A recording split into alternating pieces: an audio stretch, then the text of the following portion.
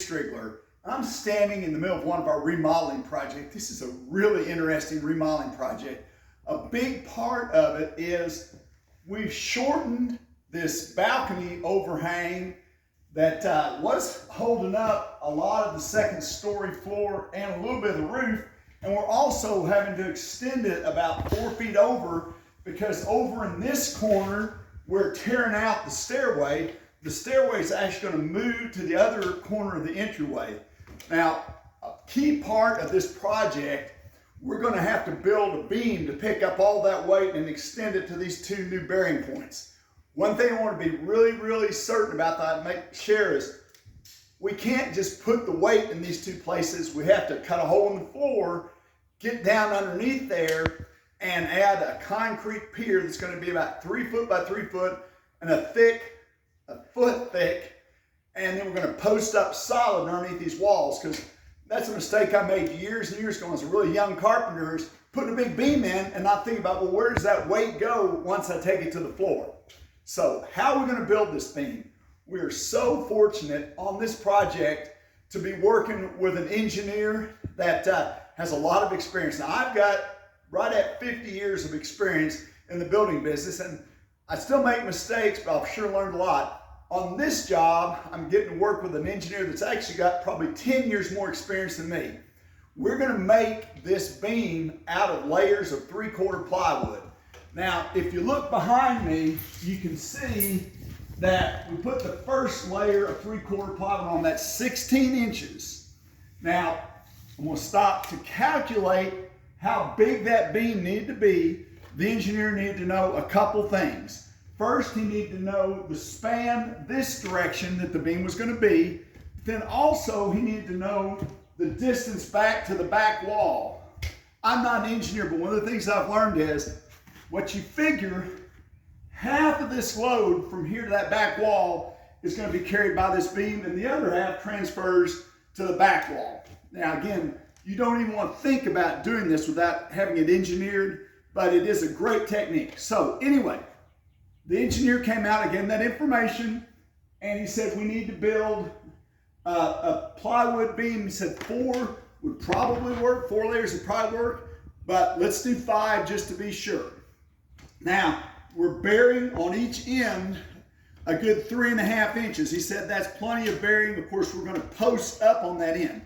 But a key part to this is we put in between where we cut the floor trusses, we put a vertical member, and he said 1 was plenty. And then we are using construction adhesive. You might be able to see a little bit of it squeezing out there. So we're screwing into that end piece with screws. Now, this is another thing that's critical. When you go to buy those screws, they have to say structural screws on. The worst choice you can make would be drywall screws, but a lot of other screws are still brittle and they won't work. So it has to say structural screws. This is the one thing that I really learned on this job. We built beams like this several times, but the one thing that I learned, he said, what we really need to do is to start out with a little bit of cant or rise in the middle of this. So you probably can't quite see it, but we've actually jacked up the middle of this section to where we have about 1/4 inch of rise in this beam right now. The next thing we're going to do is to come in, and this is about the middle of the span, real close to the middle of the span. We'll put construction adhesive on all these, and we've got, again, screws that go into this bottom cord, and we may actually add another screw in the bottom cord, and then we've got 4 screws out in here. We'll put construction adhesive on the ends of this, add another layer. Now, one of the things that's important on that construction adhesive, you don't want to let it skin over, so you want to just get like 1 piece of plywood ready and put it up. The next sheet of plywood, we're going to break the span by 4 feet on either side. And after that, as long as we break the span by a good, say, 16 inches, what we're probably going to do is just, jump the splice where these ends of these trusses are. But we're going to alternate layers, keep that splice moving until we got 5 layers of plywood on here, again, with glue in between them. And the glue pattern we're going to use here, we're going to put some glue on the top, some glue on the bottom, and then just kind of zigzag pattern. And the screws, we're going to do the same thing.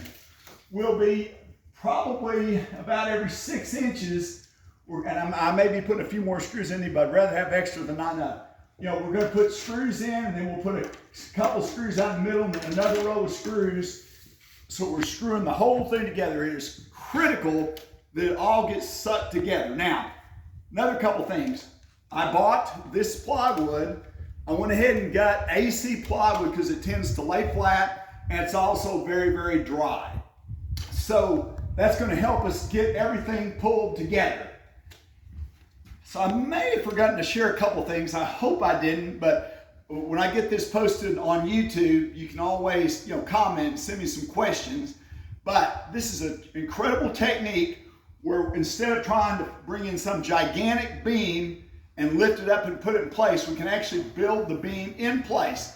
Now, the most extreme example of this, on another project working with the same engineer, we built a beam that was about 32 inches tall. I think it had like 12 or 13 layers of plywood, but that beam literally held up a whole upstairs corner of the house and the roof above it. We extended the house about 6 feet, and so we increased the span, and we're picking up the whole load from upstairs. After we got that beam done, let the glue set up for about a day, when we kicked out the post, it didn't move at all. So this is an incredible technique, a great way to, in today's world, there's tons of times where like people want us to tear out a wall, get an open floor plan or whatever. This is a great technique to do, especially if you have to be like up in an attic where you can't get a big beam in. But key thing is, again, make sure that you work with an engineer and follow all their instructions. Of course, this is not from an engineer, but me personally, and it doesn't hurt to maybe have one more layer of plywood than they tell you just to be safe. But again, great technique, and I'm going to try and share on Instagram a few progress pictures as this goes. We're not going to be able to shoot like slow motion video, but check out my Instagram account at Craftsman Builders to see some progress pictures on this also.